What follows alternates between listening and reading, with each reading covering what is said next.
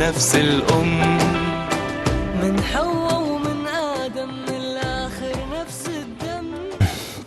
Et toujours concernant notre couverture du Forum mondial de la jeunesse, nous avons le plaisir d'accueillir dans le studio Dr Hamada Al-Adham. Vous êtes maître de conférence à l'Université de Suez. Bonsoir. Bonsoir.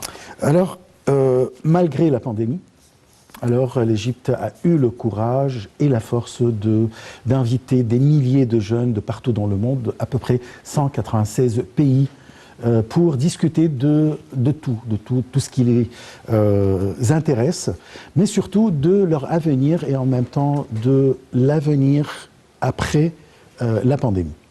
Alors, selon vous, Dr Hamada Al-Adham, quelle est l'importance de la tenue de ce forum ? C'est toujours une bonne occasion pour s'exprimer, pour présenter notre image. C'est très sensationnel parce que l'image mentale, c'est un pouvoir sensationnel. Et donc, mettre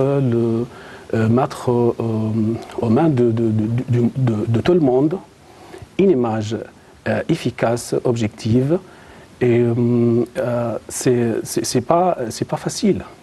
Et surtout dans le temps actuel, l'épidémie virus Corona. Et alors, c'est une bonne occasion de nous présenter notre pays. Très bien. Malgré la pandémie, les jeunes sont venus. Quel est l'objectif ?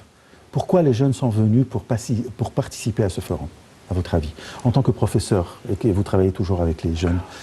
Oui, c'est toujours une occasion pour la formation. La formation continue et cette catégorie de jeunesse a un point, ou bien quelque chose d'importance.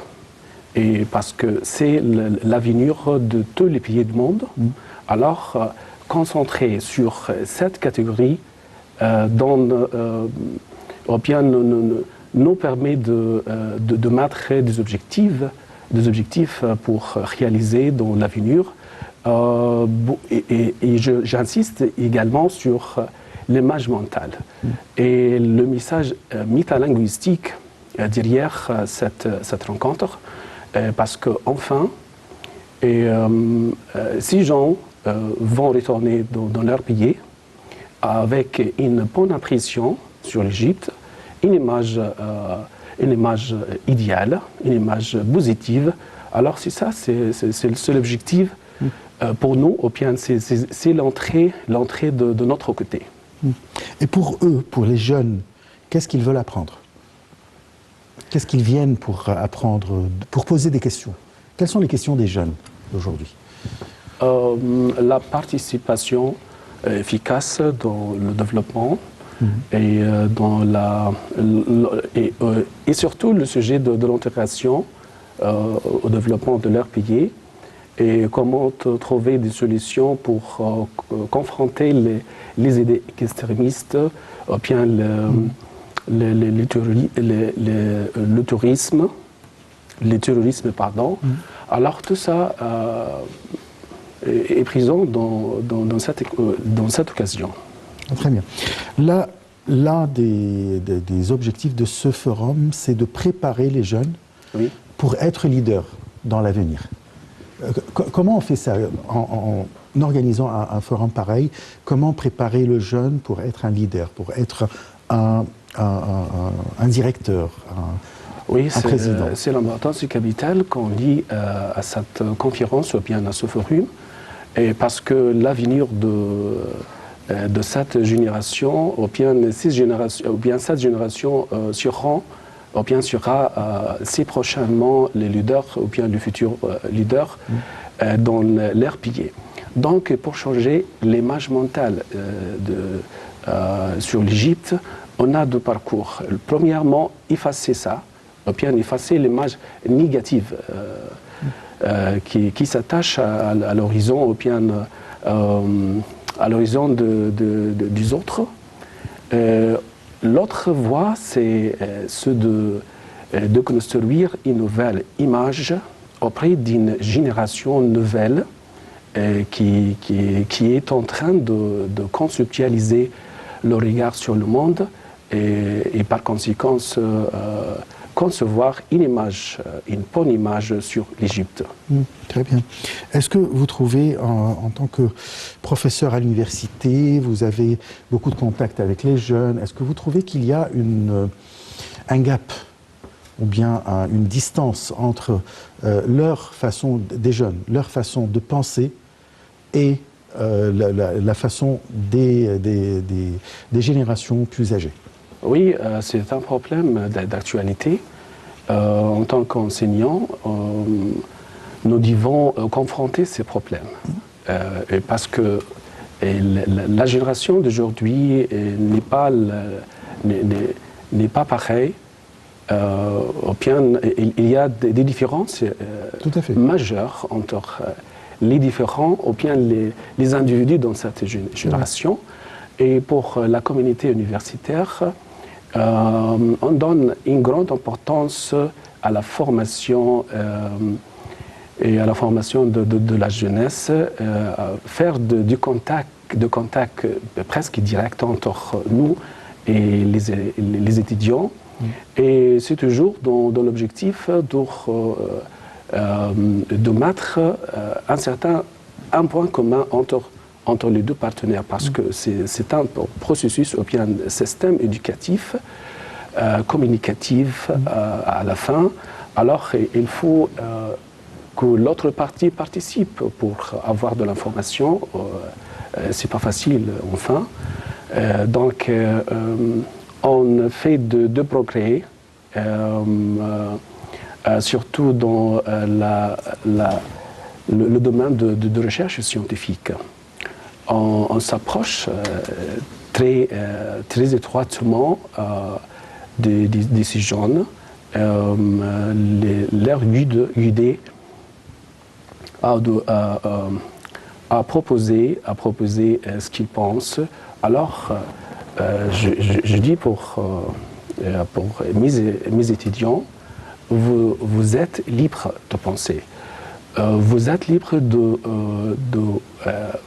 d'être contraire contre moi. C'est différent. Oui. On est enfin différents. Très bien. Est-ce que ce forum est considéré, ou bien va rapprocher entre les deux générations, à votre avis? Bien sûr, évidemment. Comment? Parce qu'il y a la génération actuelle qui invite la jeunesse du monde pour écouter.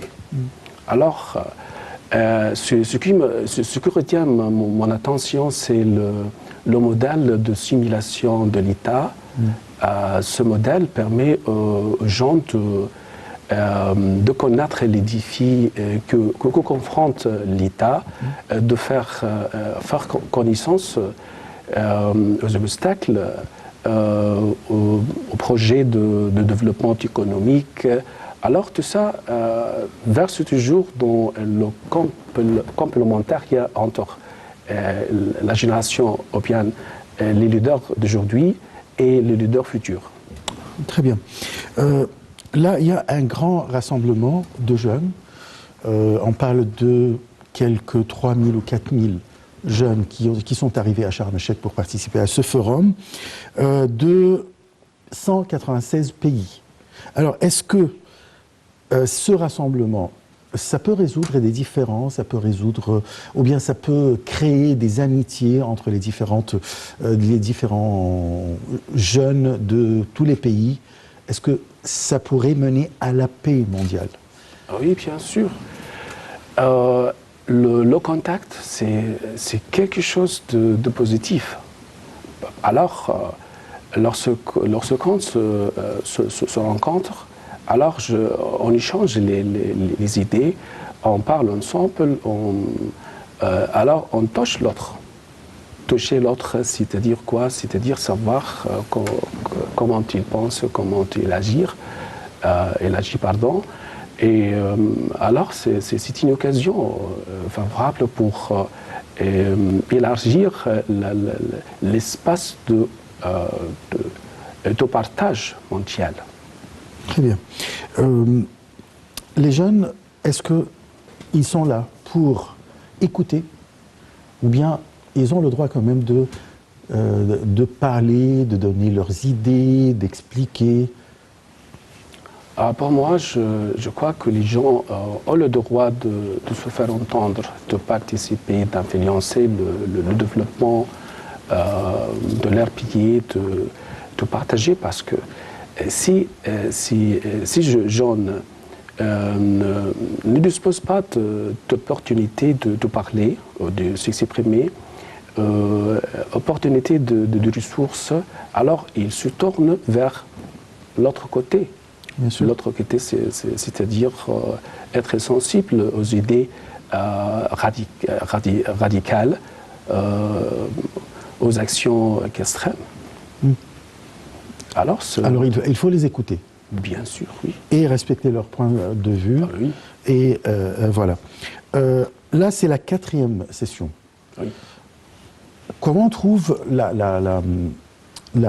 l'ambiance du forum cette année par rapport aux autres années? Est-ce que les jeunes, ils sont déjà formés pour bien participer efficacement, je veux dire, pour participer efficacement lors de ce 4e forum? La répétition, la bonne préparation, du côté de l'organisation, organisateur d'ITA, je crois qu'il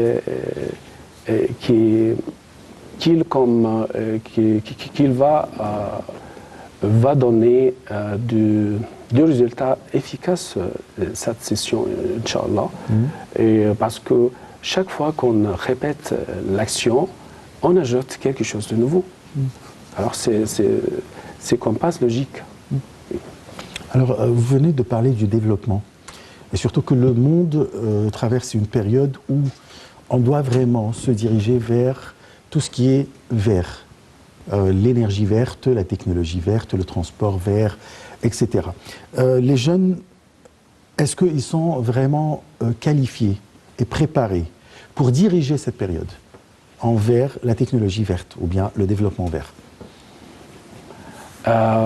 Alors, s'il y a des objectifs à réaliser et qui comprennent ces points, alors je crois que les gens vont participer activement parce qu'il est toujours avide de participer. Mais exactement pour ce point, j'espère. Je pose la question d'une autre manière, c'est concernant l'éducation. Vous êtes professeur à l'université. Alors, est-ce que vous préparez en tant que corps professoral, est-ce que vous préparez les jeunes à diriger la période prochaine du développement vert? Oui, en exposant ou bien en proposant des projets de recherche. Alors, parmi les titres de nos recherches, c'est le développement, l'énergie verte, l'énergie solaire et tout ça. Mais c'est pas naturel de faire connaître tout ça. Je ne sais pas dire. Alors, c'est une question épineuse. Alors, est-ce que les universités concentrent sur ce genre d'éducation? Il y a un département qui s'intéresse, ou bien qui porte le titre de l'environnement. Alors, il faut que ce département, ou bien ce secteur,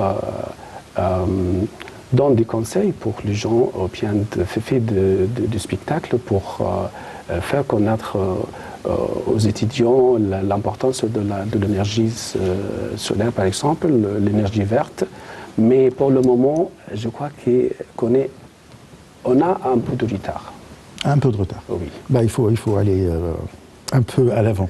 Bon, c'est une question un peu bizarre, mais actuellement, il y a la CAN, la Coupe africaine de football, quoi. Il y a toujours, entre les jeunes du même continent, il y a une sorte de challenge. Les gens se disputent même pour les matchs de football entre, je ne sais pas, là, le Soudan et l'Éthiopie, je ne sais pas quoi.